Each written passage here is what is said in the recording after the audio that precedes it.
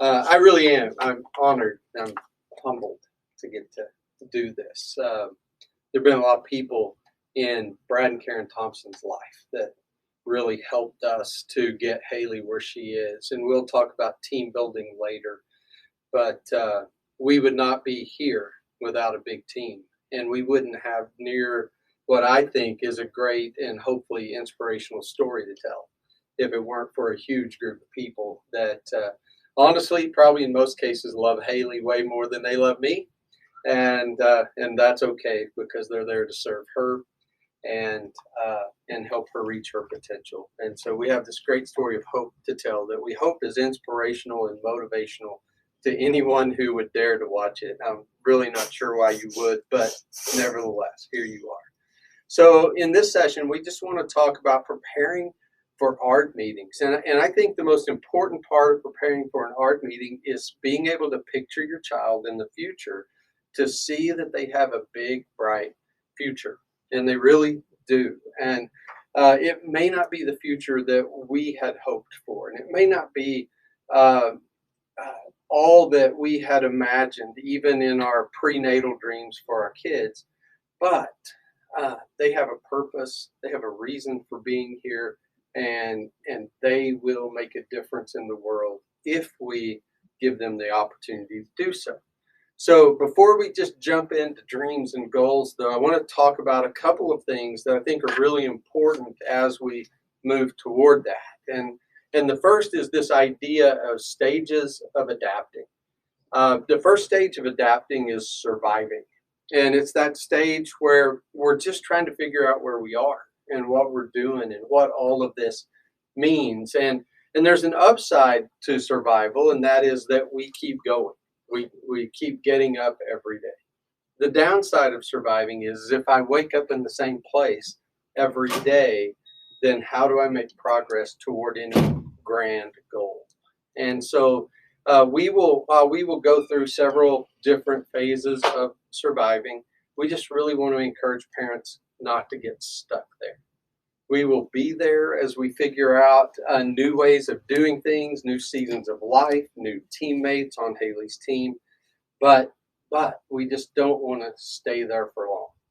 The second stage is searching, and that's where we look both inwardly and outwardly to see what is going on here. What is it that we're dealing with? What does it say about me? What does it say about the future? And as we move out of survival into searching, we start finding answers. And the place that I really want families to get to is to the stage of settled in. And the stage of settled in is it's not a place where we just relax and say, okay, we've got it all figured out. We're still looking for help. We're still looking for answers. But we're in this space where it's okay, that we're okay with who Haley is. We're okay with the challenges she faces. We're okay with the limitations that she has. But we are also very hopeful because we see the strengths and the talents that she has been given that are her purpose for being here. And so we want to help families get to that. And some of the things that happen in life threaten that, of course. Change, transition, all of those things threaten being settled because they always bring new questions. And I think the ARD setting is one of those places that threaten that. It's an emotional thing no matter what we do, no matter how well we do it. It's just a hard day. And so, but by being settled and being in this position where we're okay with who she is, it helps us to manage these things a little easier. We spend a lot of time with special education kids talking about executive function and what does that mean and what do we do? And it's basically moving from where we are to where we see and want somebody to be in the future. Well, I've started spending time talking about executive function for parents. And the question becomes, what do you want? If done is the goal, what does done look like for raising your child with special needs? And that's a tricky question, but people have been asking it forever. It's one of Stephen Covey's 7 habits, begin with the end in mind. Well, what did he mean? Well, it's if you don't have a picture of where you want to end up, how do you know what the next right thing to do is? How do you determine that? Yogi Berra said it better, and I'm more of a Yogi Berra guy than I am a Stephen Covey guy. He said, if you don't know where you're going, any way will get you there. And I feel like sometimes that's how parents do things. We are so unsure of what we need to do or what's coming next that we just throw everything against the wall, and whatever sticks, we kind of go with. I don't know about most parents, but I don't have an unlimited supply of energy, of time, or resource. And so I need to be a little more efficient in my decision making than just throw it all up against the wall and see what happens. And so this morning, I really want to encourage you with, what does done look like? And I have to tell you, in all honesty, I get a lot of pushback when I ask that question, especially of parents who have children that are 5, 6, 7 years old, because they look at me and they go, how am I supposed to imagine what they're going to do in adulthood? And I've learned that I need to pause that, because I'm not talking about what I want them to do in adulthood. I'm talking about the person I want them to be in adulthood. And don't we have some ideas of that even before 5, 6, 7 years old, right? I know the person that I want her to be. And at the same time, I know that she has very real limitations, right? Haley reads at about a third grade level. She does math at about a third grade level, which means there are a lot of things that she can't do, right? Well, welcome to the club, right? I think that most of us in the world, for most of us in the world, there are far more things that we cannot do than we can. We've been given a gift set, a skill set, and that's the area that we will thrive. Well, isn't that true for Haley, right? So just as an example, when I leave here today, if my car doesn't start and it's not out of gas, I need help. Okay. I am not mechanically minded. If this screen doesn't change when I push the button, I need help. I'm not technologically minded. Honestly, there are far more things that I cannot do than that I can. It's finding that space. Well, it's finding that space for Haley as well. And so the question that I really want to ask and have you answer is, what does the best possible life look like? Okay. Well, Haley is very people oriented. She loves kids. She is very compliant. She will do whatever, or try to do at least whatever you ask.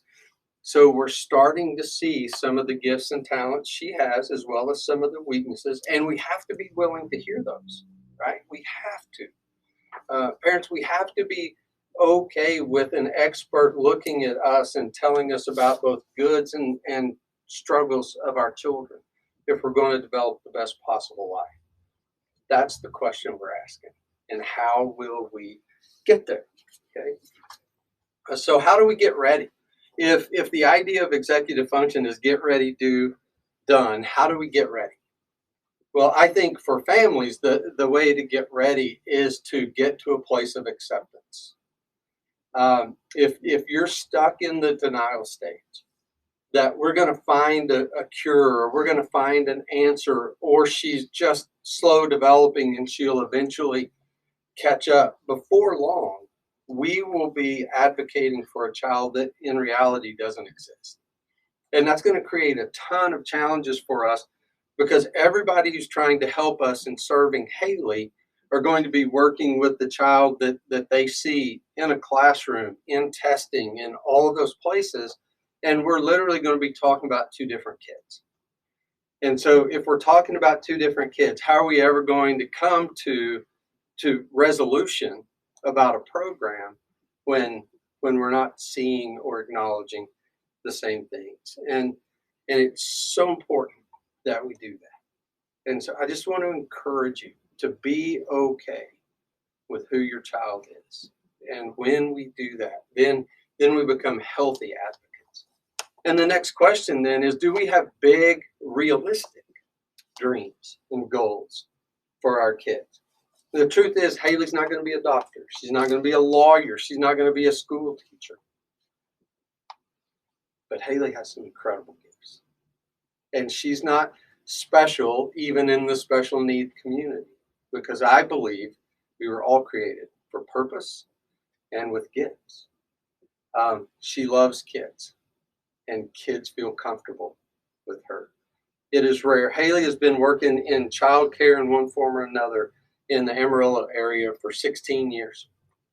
And it is very rare that we go into any store or any restaurant that some kid, they may be 4 or they may be 20 at this point, will see her, come to her, give Miss Haley a hug.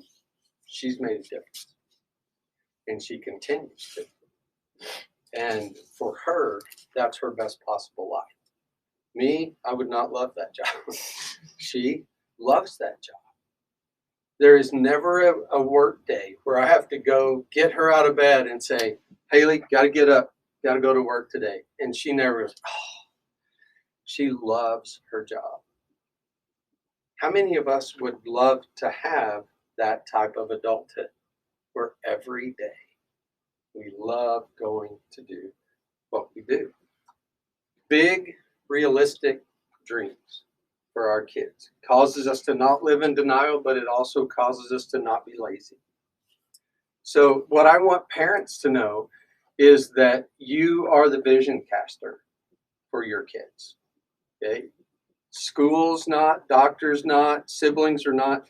You are the vision caster. So in every meeting that you attend, you should have a part of the conversation that says, here's what done looks like for our child. Here's what I see Haley doing in adulthood. And then every decision we make from there should be with that in mind. Does this get us closer to the vision? Does it move us farther away? Well, how many of us bring that to an ARD meeting? And I wonder how it might change the conversation if we not only brought it to the ARD meeting, but we brought it to every other conversation that we had that involved our kids. So if you flip it and look from the other direction, without a vision, how do you know if you have good therapy goals, good IEP goals? Based on what? Depending on what, right? Does she need speech therapy? Does she need to be included in an English class? How do we know? If we don't have a picture of what done looks like. And at the risk of stirring up too much trouble, how do you know if those goals are worth the effort? If we don't know where we're going. And I think sometimes for teachers, it's really easy to say, this is what I do. This is what I've always done. And I've had kids like Haley before, and this is what I do. Well, you've never had a Haley.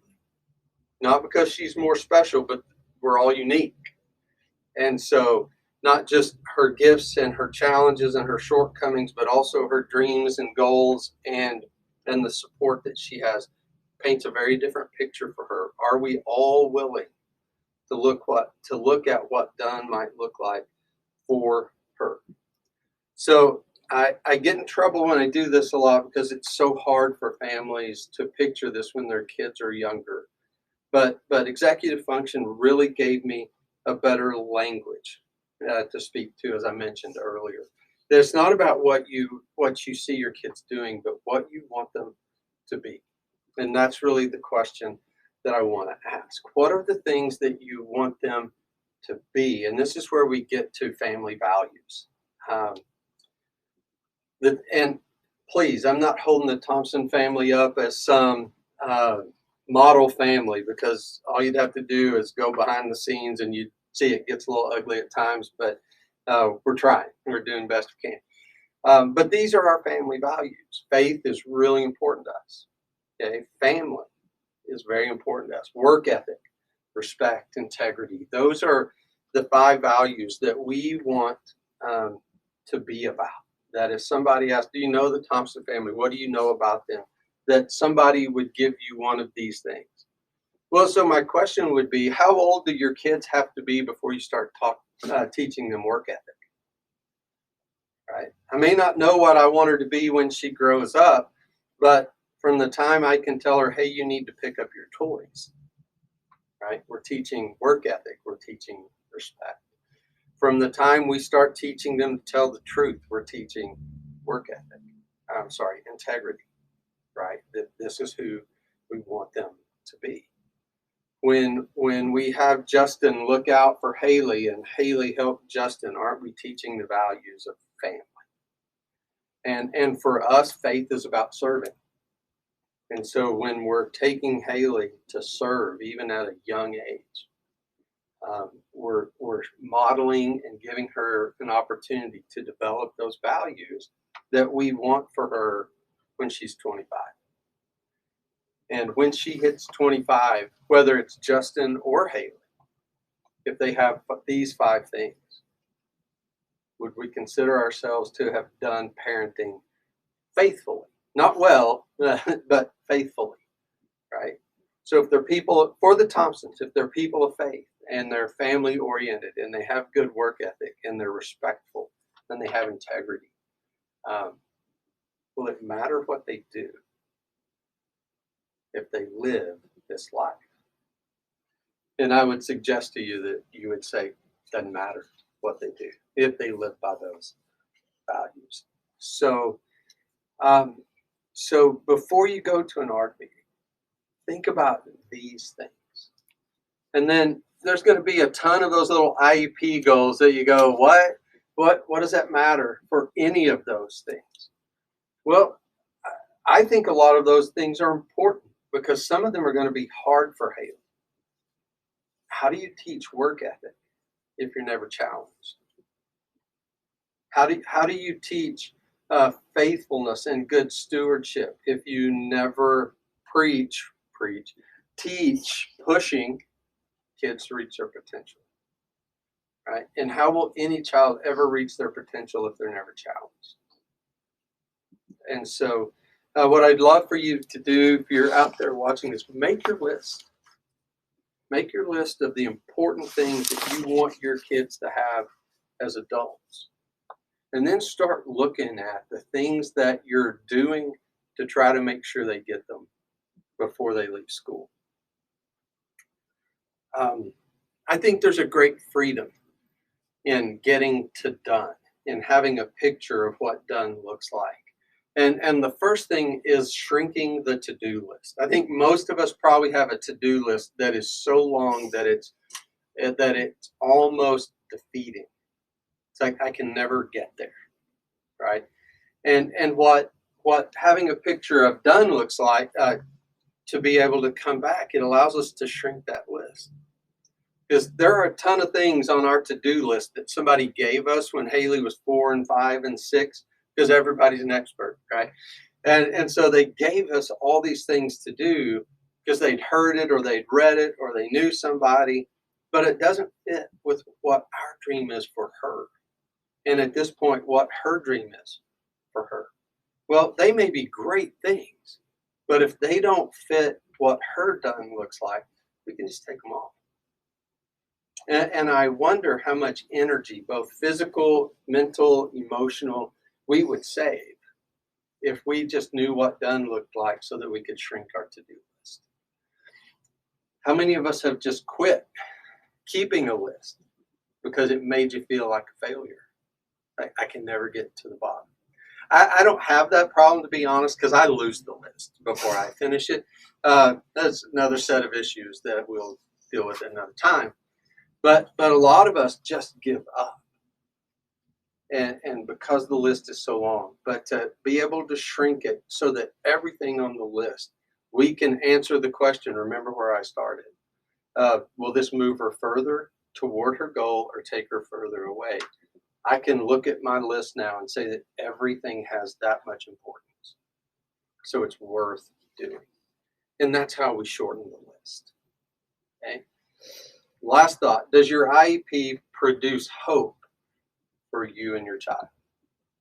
when you look at that? Does it excite you in some way, encourage you to think if we can accomplish these things in the next 12 months, we will have gotten closer to what done looks like? And if you're a teacher, administrator, anybody sitting in that ARC meeting, if you knew what done looked like for this family and you could move them, and you felt like this IEP would move them closer to that goal, wouldn't it give you some inspiration to work hard during the hard days, right? And I just believe that if your IEP supports your values and your dreams, it will produce hope. And that's what we're here to do. Questions?